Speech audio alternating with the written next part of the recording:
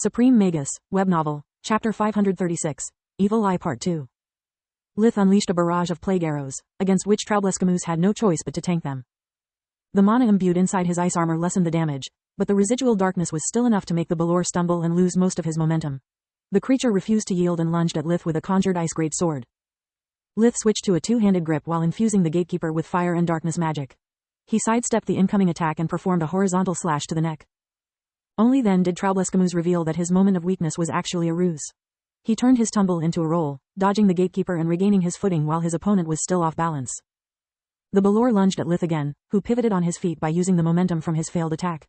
The resulting spin wasn't enough to completely avoid the incoming strike, but it allowed him to adjust his stance and intercept the incoming blade.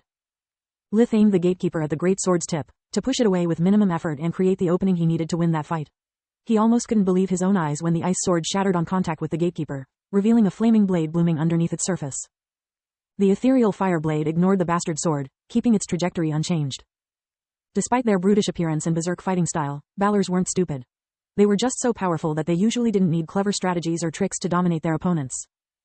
Resorting to one wounded Troublescamouse's pride, but it was much better than the alternative. The fire sword crackled as it pierced the Skinwalker Amor's enchanted defenses, producing the sizzling sound of roasted meat when it bit Lith's flesh. Thanks to Lith's earlier small sidestep, the Balor had been unable to strike at the heart and had to settle for the shoulder. Not even earth fusion was enough to prevent the mystical flames from burning everything on their path. Lith felt his left arm suddenly go limp. Even shutting down his pain receptors didn't help against his now labored breathing. Troublescamouse's blade had cooked his flesh, his bones, and part of his left lung in one fell swoop. By my maker, do you need my help? Solus asked while assessing the gravity of his injuries. Thanks, but no. Your energy is limited, so it's better to save it for opponents in their reverted state. According to Ratpack, Yasmo is a Balor too and he has access to his race's ancient powers. Troublescamoose is like a training ground for me. If I can't defeat him on my own, then it's better to call for reinforcements. Don't step in unless it's absolutely necessary. Lith's reply made Solus curse her weakness and wish for a way to improve her usefulness in battle. The lack of screams disappointed the Balor, but his mood worsened when he saw the ranger blink away as a healing aura enveloped his body. Troublescamoose envied Lith for it and hoped that Yasmo would keep his word. The only reason Troublescamoose was still there was the promise of having his full might restored. Even if the abuse of my black eye and ramming against the door has weakened me somewhat, how did the human manage to avoid my strike like that?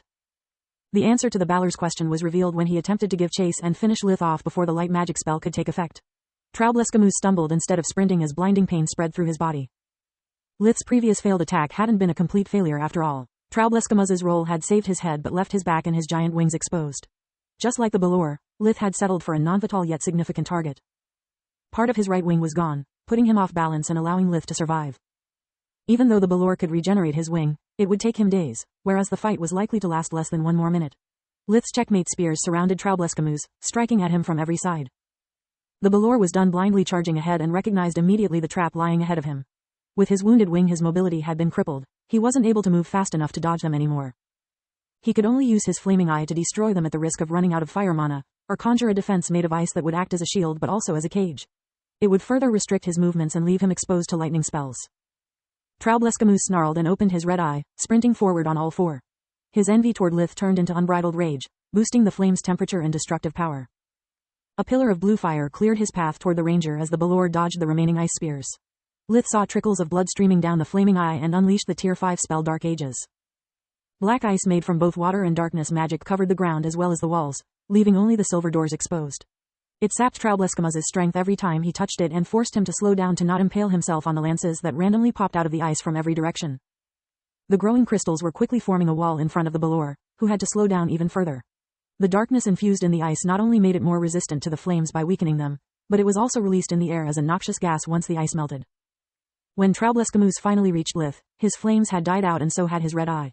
Lith then conjured several streams of lightning bolts, shooting them at random in front of him. The Balor didn't even try to shield himself, just dodging whatever he could to cross the last few meters that separated them.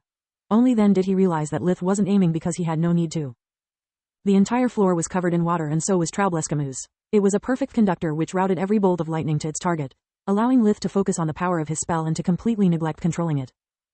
The Balor gritted his teeth and used sheer willpower to resist the spasms that were ravaging his body. Prideless mutt, fighting dirty as a game two can play. Troublescamoose activated his last eye, using the water Lith had conjured against him. The area around them was instantly filled with sharp icicles, which drained the water from the floor. They were both lightning rods which saved the Balor from the thunderstorm and obstacles that limited the ranger's movements, allowing the creature to engage him hand to hand. Lith squinted his eyes from the surprise. He didn't expect such a degree of finesse and water manipulation from his opponent. The situation wasn't good. The back of the corridor was still sealed by his Dark Ages spell, and Blink's range didn't reach past the ice wall. The two of them were trapped inside a small cage filled with spikes that would harm only him. The Balor's mana couldn't hurt his master. Lith backstepped while quick casting plague arrows and wind blades until he could feel the point of an icicle painfully stinging his back.